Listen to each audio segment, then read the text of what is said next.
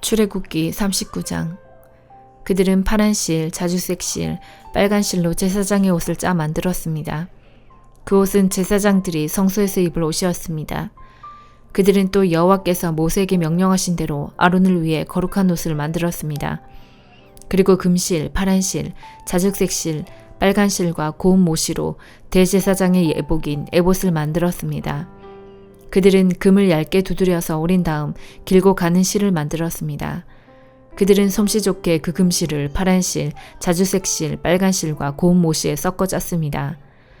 그들은 에봇의 멜빵을 만들었습니다.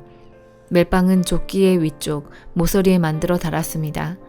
허리띠도 솜씨 있게 똑같은 방법으로 만들었습니다.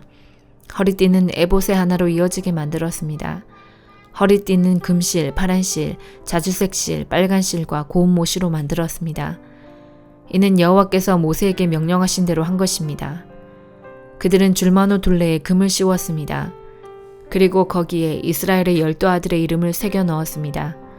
마치 보석 다듬는 사람이 도장을 새기듯이 이스라엘의 아들들의 이름을 그 보석들에 새겼습니다. 그런 다음에 그 보석들을 에봇의 멜빵에 매달았습니다. 그것은 이스라엘의 12아들들을 기념하는 보석입니다. 이는 여호와께서 모세에게 명령하신 대로 한 것입니다. 기술이 좋은 사람들은 에봇을 만든 것과 같은 방법으로 가슴 덮개를 정교하게 만들었습니다. 금실, 파란 실, 자주색 실, 빨간 실과 고운 모시로 만들었습니다.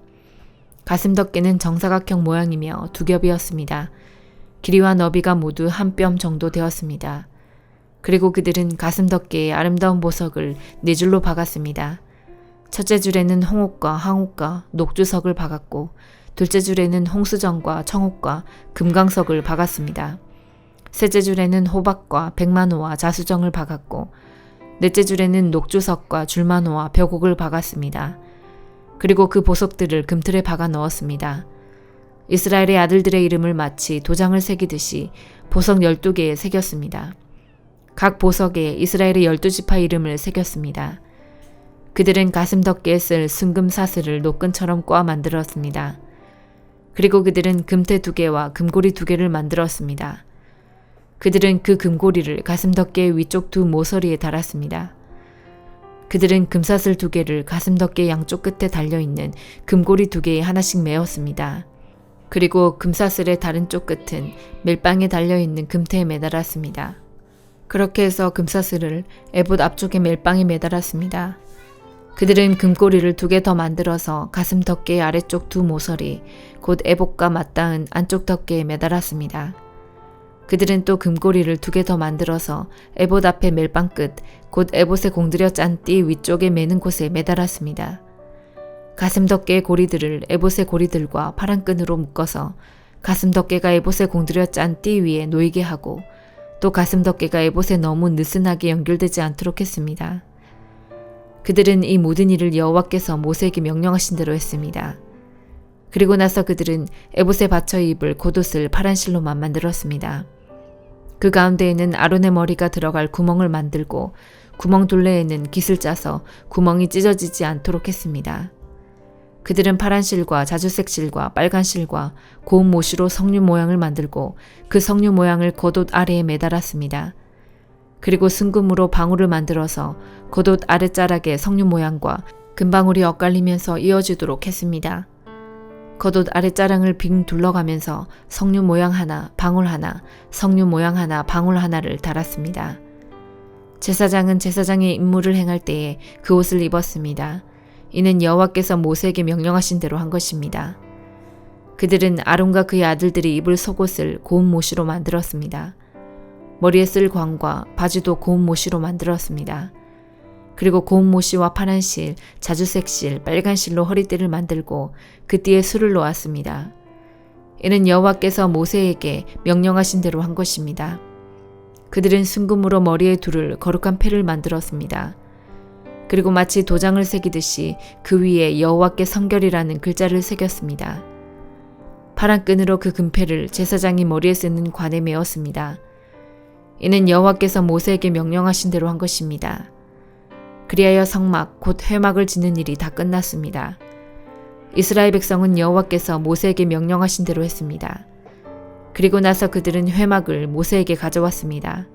그들이 가져온 것은 회막과 그 모든 기구와 갈고리, 널빤지, 빗장, 기둥, 밑받침, 붉게 물들인 순양 가죽 덮개, 고운 가죽으로 만든 덮개, 지성소 입구를 막는 휘장, 언약궤, 그 채와 속죄판, 상과 그 모든 기구, 진설병, 순금 등잔대와 거기에 올려져 있는 등잔과 그 모든 기구, 등잔 기름, 금제단, 제사장을 거룩히 구별할 때 쓰는 특별한 기름, 향기로운 향, 회막 입구를 막는 휘장, 노제단과 녹그물, 그 채와 모든 기구, 물동이와 그 받침, 뜰의 휘장과 그 기둥과 밑받침, 뜰 입구를 막는 휘장, 녹근, 말뚝, 성막, 곧 회막에서 쓰는 모든 기구, 그리고 제사장이 회막에서 일할 때 입는 옷, 곧 제사장 아론의 거룩한 옷과 그의 아들들이 제사장으로 일할 때 입는 옷이었습니다.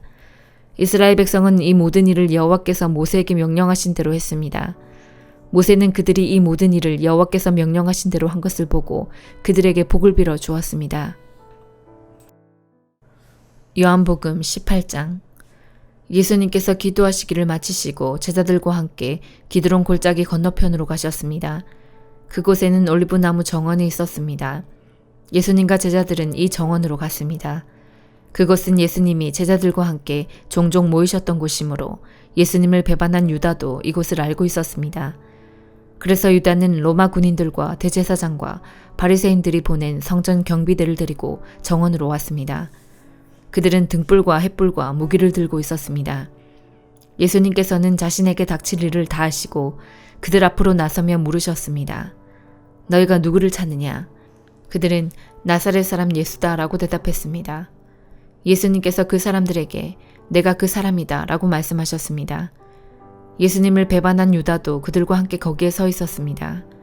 예수님께서 내가 그 사람이다 라고 말씀하셨을 때 사람들은 뒤로 물러나 땅에 엎드렸습니다. 그러자 예수님께서 다시 물으셨습니다. 너희가 누구를 찾느냐? 그들이 나사렛 사람 예수다 라고 대답했습니다.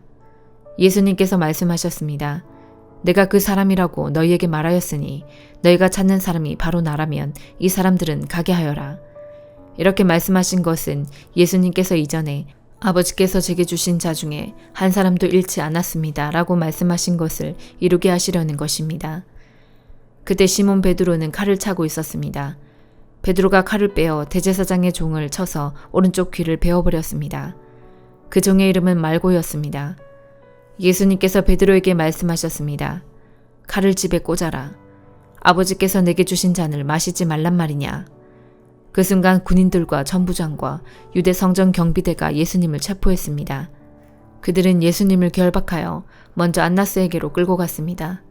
안나스는 그 해의 대제사장인 가야바의 장인이었습니다. 가야바는 며칠 전에 유대인들에게 한 사람이 백성을 위하여 죽는 것이 더 낫다고 말한 사람이었습니다. 시몬 베드로가 다른 제자 한 사람과 함께 예수님을 따라갔습니다. 이 다른 제자는 제사장과 친분이 있는 사람이었기에 그는 예수님과 함께 대제사장의 집 뜰 안으로 들어갔습니다. 그러나 베드로는 문 밖에서 기다려야만 했습니다. 대제사장과 아는 사이인 그 제자가 문 밖으로 나왔습니다. 그가 문 지키는 여자에게 말하여 베드로를 안으로 데리고 들어갔습니다. 문 지키는 여자가 베드로에게 당신은 이 사람의 제자 중 한 사람이 분명 아니지요? 하고 물었습니다. 베드로는 난 아니에요 라고 대답했습니다. 날이 추워서 종들과 성전 경비대가 불을 피워놓고 주위에 둘러서서 불을 쬐고 있었습니다. 베드로도 그들과 함께 서서 불을 쬐고 있었습니다. 대제사장이 예수님께 예수님이 가르친 말씀과 제자들에 관해 물었습니다. 예수님께서 대답하셨습니다. 나는 세상에 분명히 말하였다. 언제든지 유대인들이 모이는 회당과 성전 뜰에서 가르쳤고 은밀하게 말한 것이 하나도 없었다. 그런데 어째서 내게 묻느냐? 내 말을 들은 사람들에게 내가 그들에게 무엇을 말했는지 직접 물어보아라. 그 사람들은 내가 무엇을 말했는지 알고 있다. 예수님이 이렇게 말씀하실 때 곁에 있던 성전 경비대원 중 한 사람이 예수님의 얼굴을 주먹으로 치면서 말했습니다. 대제사장께 이런 식으로밖에 대답하지 못하겠소. 예수님께서 그에게 내가 잘못 말하였다면 그 잘못이 무엇인지 말하여라. 그러나 내가 사실을 말했다면 네가 어째서 나를 치느냐 하고 말씀하셨습니다. 그러자 안나스는 예수님을 결박한 채 대제사장 가야바에게 보냈습니다. 시몬 베드로가 서서 불을 쬐고 있었습니다. 여러 사람들이 베드로에게 당신도 저 사람의 제자 중 한 사람이 아닌 게 맞지요? 라고 물었습니다. 베드로가 부인하며 난 아니요 라고 대답했습니다. 대제사장의 종 한 사람이 거기에 있었는데 그 사람은 베드로가 전에 귀를 뺀 사람의 친척이었습니다. 그가 확신에 차서 말하였습니다. 내가 당신이 그 사람과 함께 정원에 있는 것을 보았소. 베드로는 다시 부인하였습니다. 그러자 바로 그 순간 닭이 울었습니다.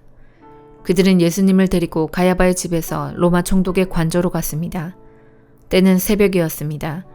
유대인들은 몸을 더럽히지 않고 유월절 음식을 먹으려고 총독의 관저에 들어가지 않았습니다. 그래서 빌라도가 직접 밖으로 나와 유대인들에게 물었습니다. 당신들은 무슨 죄목으로 이 사람을 고소하는 거요? 그들이 대답했습니다. 이 사람이 범죄자가 아니라면 총독님께 그를 넘기지 않았을 것입니다. 빌라도가 그들에게 말했습니다. 당신들이 직접 그를 붙잡아다가 당신들의 법대로 재판하시오. 유대인들은 빌라도에게 우리에게는 사람을 죽일 권한이 없습니다. 라고 대답했습니다. 이로써 예수님께서 자신이 어떠한 죽음을 맞을 것인지에 관해 전에 하셨던 말씀이 이루어졌습니다. 빌라도는 다시 관저로 들어갔습니다. 그리고 그 안으로 예수님을 불러들여 예수님께 물었습니다. 당신이 유대인의 왕이요? 예수님께서 말씀하셨습니다. 이것은 네 스스로 하는 말이냐 아니면 다른 사람들이 나에 관하여 너에게 한 말이냐? 빌라도가 대답했습니다. 나는 유대인이 아니요. 당신의 민족과 대제사장들이 당신을 나에게 넘겼소.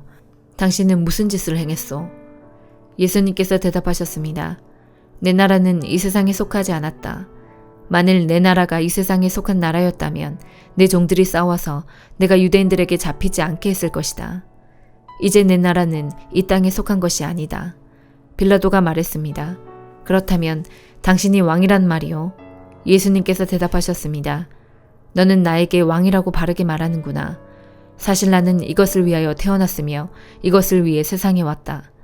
나는 진리에 대해 증언하려고 왔다.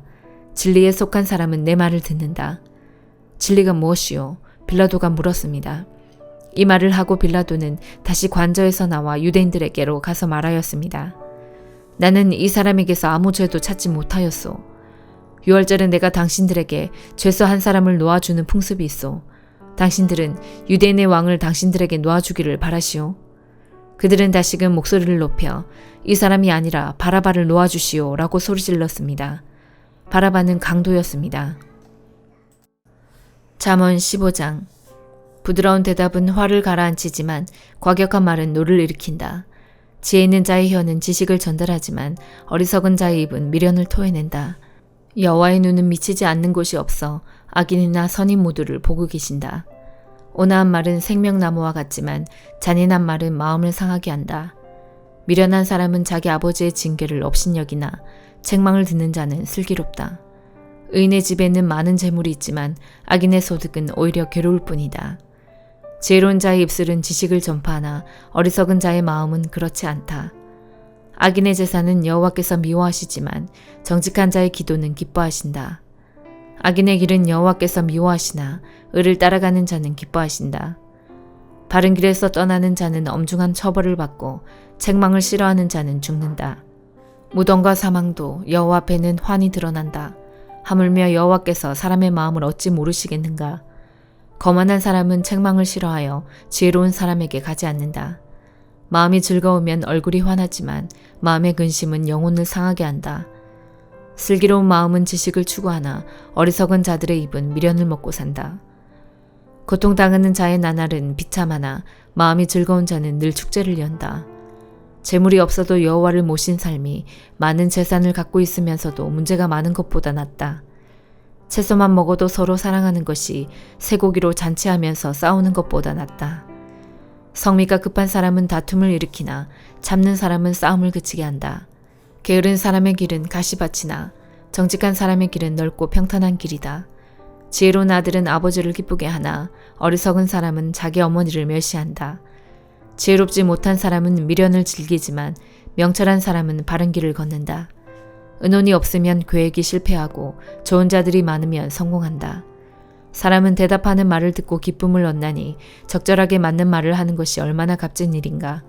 지혜로운 자의 길은 위로 생명길과 연결되어 아래 무덤으로 떨어지는 것을 막아준다. 여호와께서는 교만한 사람의 집은 허시지만 과부의 밭은 지켜주신다. 악인의 생각은 여호와께서 미워하시나 선한 자의 생각은 기뻐하신다. 탐욕을 부리는 자는 자기 가족에게 재앙을 가져오나 뇌물을 미워하는 자는 형통할 것이다. 의인은 신중히 대답하나 악인의 입은 악을 마구 토해낸다. 여호와께서는 악인을 멀리하시나 의인의 기도는 들으신다. 마음의 기쁨은 눈을 통해 빛나고 좋은 소식은 뼈를 건강하게 만들어준다.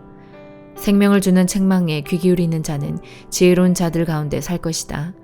훈계를 무시하는 사람은 자기를 멸시하는 자이지만 책망을 듣는 자는 총명을 얻는다. 여호와를 경외하는 것은 사람에게 지혜를 준다. 겸손하면 영예가 뒤따른다. 빌립보서 2장. 그리스도를 믿는 것이 여러분에게 힘이 되고 있습니까? 그리스도의 사랑으로 위로를 받고 있습니까? 성령 안에서 서로 교제하며 친절과 동정을 베풀고 있습니까?